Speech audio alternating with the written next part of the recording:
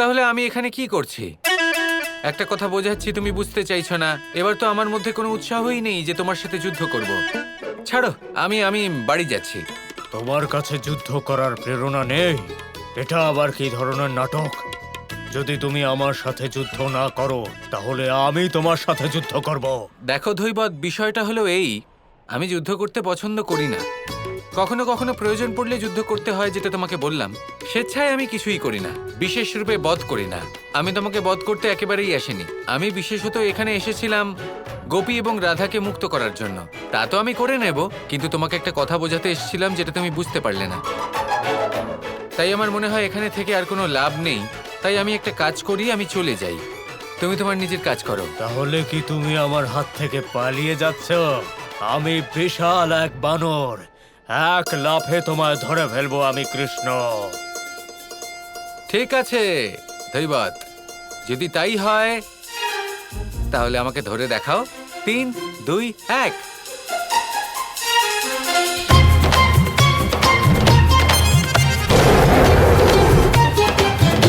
আরে কানাই যুদ্ধ না করে পালিয়ে কেন গেল?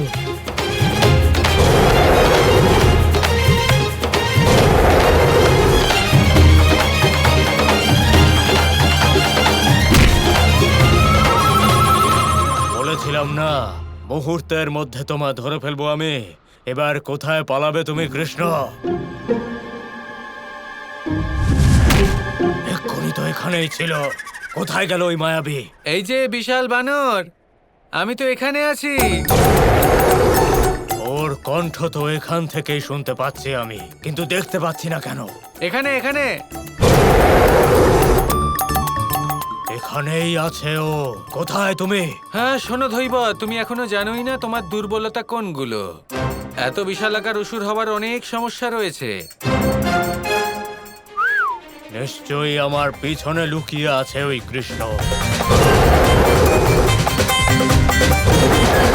আরে কোথায় পেছনে খুঁজে চলেছো? আমি তো তোমার সামনে আছি, এদিকে তাকাও। তুমি আমায় মূর্খ ভেবেছ নাকি?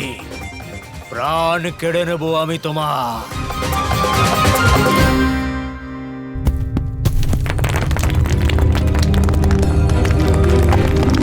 আমাদের তাড়াতাড়ি গিয়ে রাধাকে সাহায্য করা উচিত।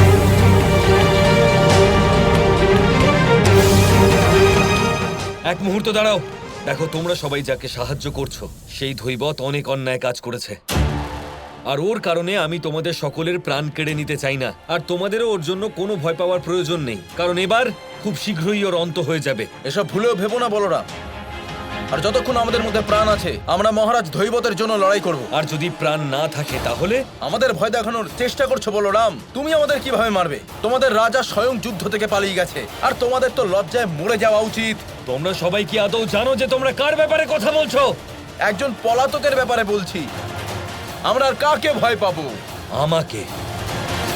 কারণ আমি কে হই সে ব্যাপারে তোমরা এখনো পর্যন্ত কিছুই জানো না। আক্রমণ!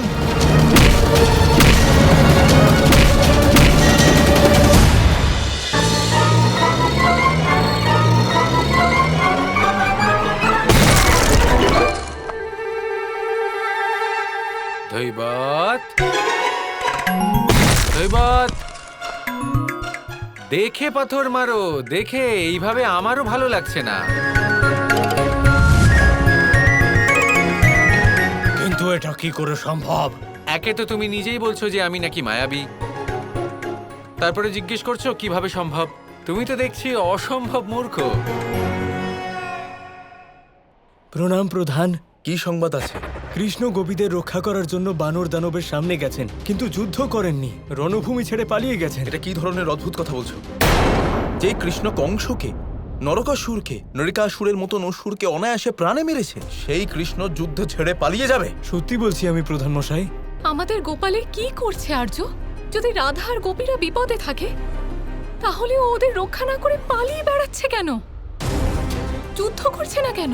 আর আমাদের গোপীদের বেঁচে ফেরার কোনো আশা দেখতে পাচ্ছি না আমি। কৃষ্ণ ওদের রক্ষা না করলে কে করবে? নিজেদের মেয়েদের রক্ষা আমাদের নিজেদেরই করতে হবে। শুধু কৃষ্ণের উপর চিরকাল ভরসা করা যায় নাকি? হ্যাঁ হ্যাঁ, আমরা যুদ্ধ করব। এটা তুই ঠিক করলি না গোপাল। তোর থেকে এমন আশা ছিল না। কোথায় গেল ওই কৃষ্ণ? এই মাত্র এখানে ছিল।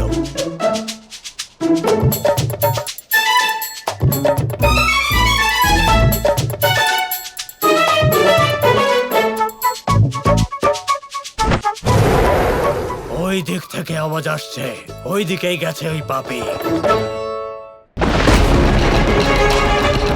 পাথর আমাদের গায়ে পড়তে চলেছে। কৃষ্ণ আমাদের বাঁচাতে আসছে না কেন? আচ্ছা, কৃষ্ণ আবার এই দানব বানরের কাছে হেরে যাচ্ছে না তো? না, কৃষ্ণ কখনো পরাস্ত হতে পারে না।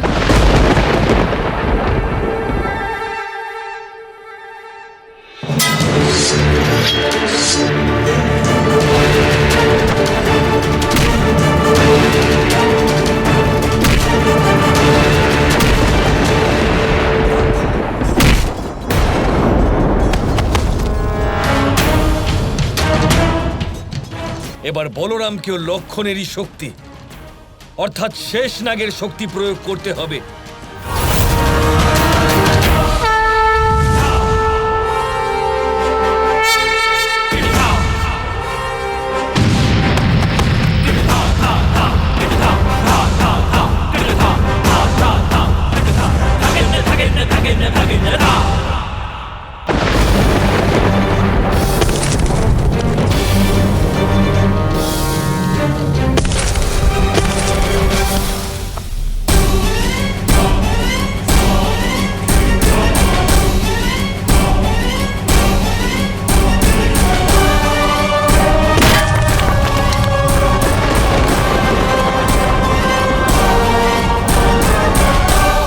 আমার গোপীরা এবং রাধা সবাই সুরক্ষিত আছেন। আমি না থাকলে কি আছে, দাদা তো আছেন।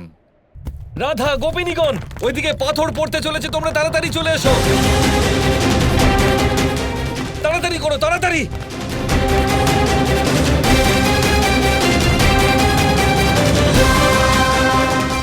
রাধা, গোপিনীগণ, তোমরা সবাই ঠিক আছো তো? হ্যাঁ দাদা, আমি ঠিক আছি। তোমরা সুস্থ আছো? আঘাত লাগেনি তো? আমরা সবাই ঠিক আছি, কিন্তু কৃষ্ণ কোথায়? হ্যাঁ দাদা, কৃষ্ণ কোথায়? আমি ভেবেছিলাম ও আমাদের বাঁচাতে আসবে। হ্যাঁ, কানাই এসে তো ছিল এখানে তোমাদের সবাইকে বাঁচাতে, কিন্তু যুদ্ধ করতে না। তারপরেও পালিয়ে গেছে। পালিয়ে গেছে? কোথায়? আমি কি করে জানবো ও কোথায় পালিয়েছে? কিন্তু ও পালিয়েছে আর ওর পিছনে ওই ধৈবত গেছে ওকে ধরবার জন্য। কিন্তু তোমরা সবাই তো জানো যে কানাইকে কেউ কিভাবে ধরতে পারে। কেউ ধরতে পেরেছে আজ পর্যন্ত?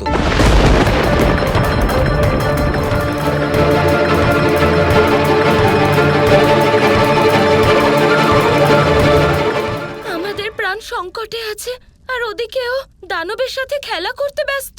ও হলো কানাই রাধা। ও অনেক কিছুই করতে পারে, কিন্তু এখন এই সময়টা এই সব আলোচনা করবার জন্য নয়। এই মুহূর্তে আমাদের এখান থেকে পালাতে হবে। নাও চলো। না, আমরা কোথাও যাব না। কিন্তু কেন?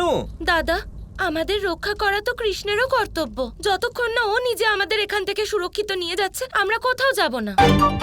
আমাদের সাথে ঝগড়া হয়েছে বলে আমাদের রক্ষা না করেই কৃষ্ণ পালিয়ে গেল।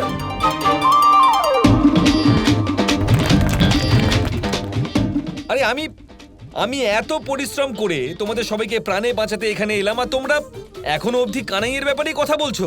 আরে ছাড়ো ওকে, ও যা করার তা করবে, কিন্তু এখন চলো এখান থেকে।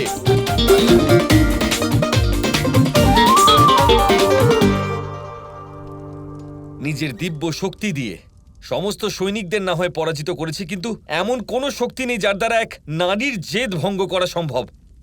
আরে কানাই, কোথায় আছো তুমি?